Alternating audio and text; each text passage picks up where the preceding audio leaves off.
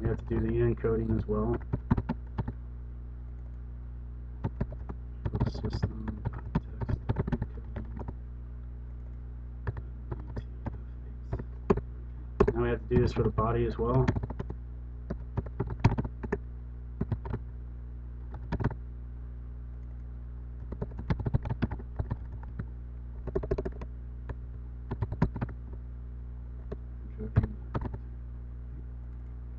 And we have to set it so it doesn't show up as an HTML page. False. Okay, now that we have the mail message property set up, we have to make a SMTP client to send our message off. Let's go ahead and do that. SMTP as SMTP client. This takes a host and a port. We need to set up the credentials. This is pretty much SMTP.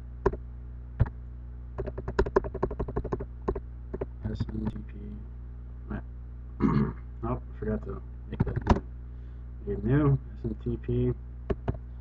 And we need to set up the credentials property. This is pretty much the password and the username. New system.net.network credentials. Username and password. Okay. Now that we have that, we have to set the SSL. So enable SSL equals to the boolean. What did I name it? SSL enabled. Okay. Now that we have all the properties set up for that, we're going to go ahead and send off our message. SMTP send message. Okay, now that's all set up. Now we have to go in and actually pass in some values here. So we can go back up to our timer 1, and we're going to start passing in the values. Now the host, this is what you're going to want to use if you have a Gmail account. If you have a Hotmail account, you're going to want to use go on Google and look up the host address and the port for like Hotmail or Yahoo or whatever you're using. Black Hat Algorithms. That's my username, my password. Black Hat blah. From address Black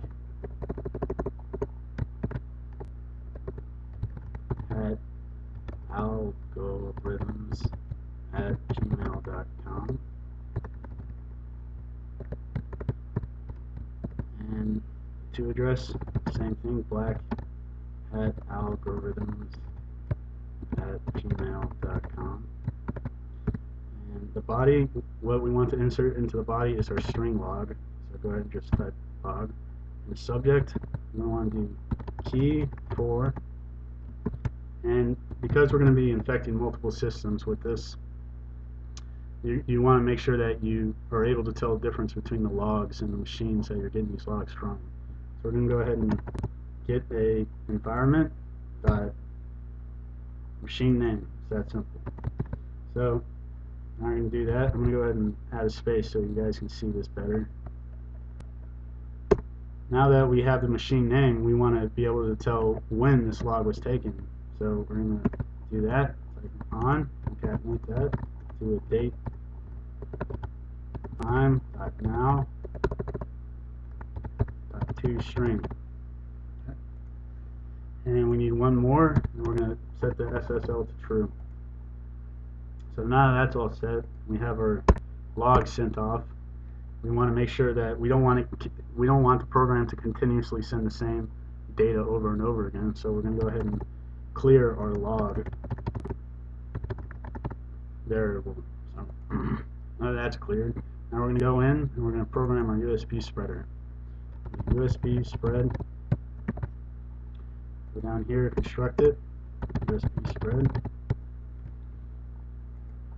Private sub. USB spread. Okay. So now what we're pretty much going to do here is go make a loop that goes through each drive.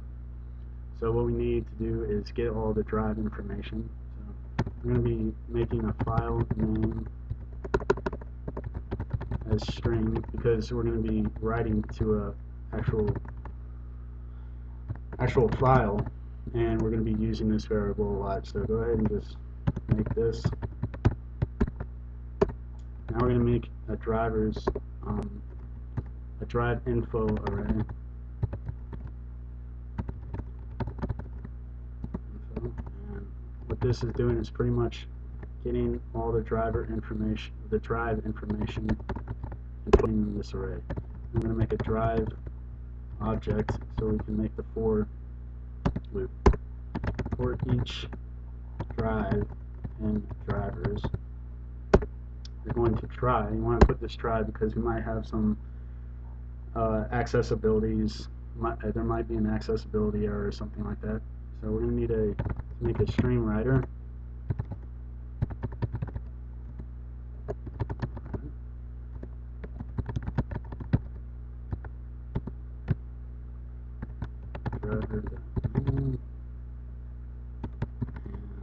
Now this is the file that we're going to write, that we're creating. It's called an auto run file. Basically what this auto run file is you know when you insert a CD, it pops up with the install window? That's pretty much what we're doing, except it's going to be with the USB. So we're going to set up the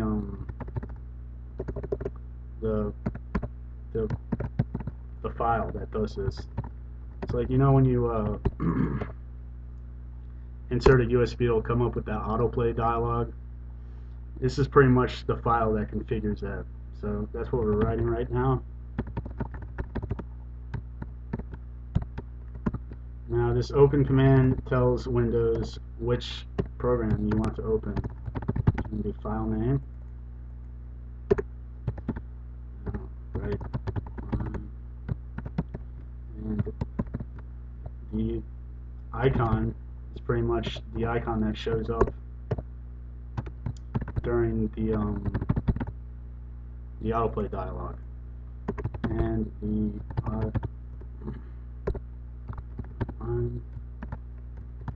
action is pretty much a description of what the program does. We're going to try to trick the user into thinking that it's just a Windows Explorer for the theme. So the Windows Explorer, and then the label is pretty much like the header of it. And if you get confused of what these properties are, there are other properties to this auto run feature that Windows has. You just go online and look it up. Okay, now I want to close that. Close our stream writer. Okay, now we have this file written for auto run. We want to make sure that it's hidden so the user isn't aware of malware activity and doesn't accidentally delete it. Now, most systems, at least mine, I have it so it shows hidden files. But in another tutorial, we're going to jump into the registry